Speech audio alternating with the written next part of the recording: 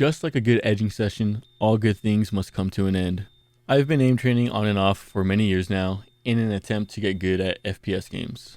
And although I've been pleased with my results, I feel it's way past my time to call it quits. And even though I want to talk more so on the Kovacs and aim training side of things, there's just going to be some random clips from my personal spank bank in the background. That way the video's not just me clicking dots for however long I'll be rambling on for.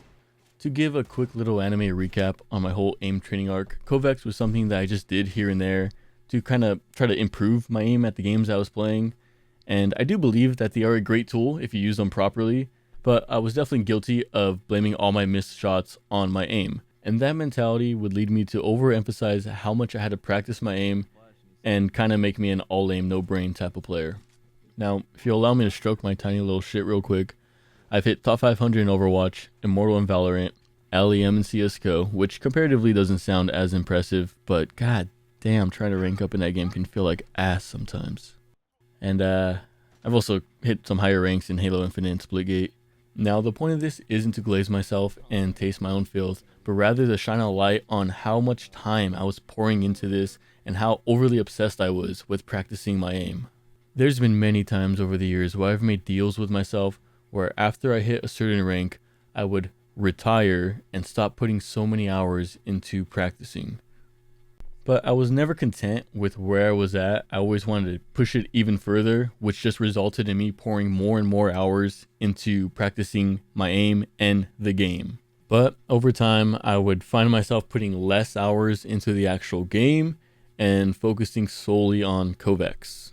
With my focus being mostly on Kovacs at this point, I eventually stumbled upon Voltaic, which is basically a whole community that is focused on improving your aim within aim trainers themselves. And what really caught my eye was their benchmark sheet that had ranks based on different types of aiming techniques. And since I was somewhat of an all aim no brain type of player already, it made me want to see how I would stack up against these people whose main game is already Kovacs itself. So once again, I made a deal with myself that I would try their benchmarks and see how high I would climb their ranks within a month's time. So I started off on their novice level benchmarks, and I was able to max out that sheet and move on to the intermediate level. And so after running each of these a few times, these were my starting benchmarks. A lot of diamond level scores with a few jade and even a couple master right off the bat.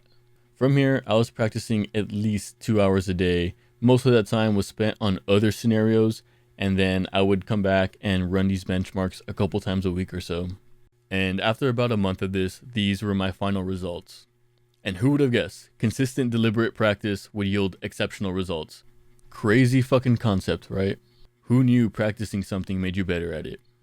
And that was so close to convincing myself that I should just hone in on my tracking practice for one more month just so I can get a clean, maxed out benchmark page.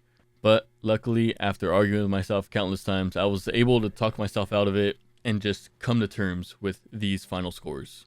So I've spent a good portion of my life now trying to get good at shooter games and improving my aim, and by no means I regret it, but I do wish that I called it quits just a little bit earlier. I think part of the reason why this dragged out so long was because it was difficult for me to let go of something that I had put so much blood, grease, and cum into for so long. There's been plenty of games over the years that I've looked forward to playing, but I never got around to playing them because I was so overly fixated on trying to improve myself in these games. And although I am proud of some of my accolades, they really aren't all that impressive when you take into consideration that I was dedicating almost every waking hour of my life to trying to get better sometimes. But at the end of the day, I'm finally hearing the fat lady sing, and I'll be closing out that chapter for good. I hope. I guess a takeaway from this whole word vomit is any level of improvement is possible and is much easier than you might anticipate if you're willing to put in the proper time and effort. There's hundreds of videos on YouTube that even I have seen about how to improve your aim or get better at whatever game, and they do have a lot of good information in them.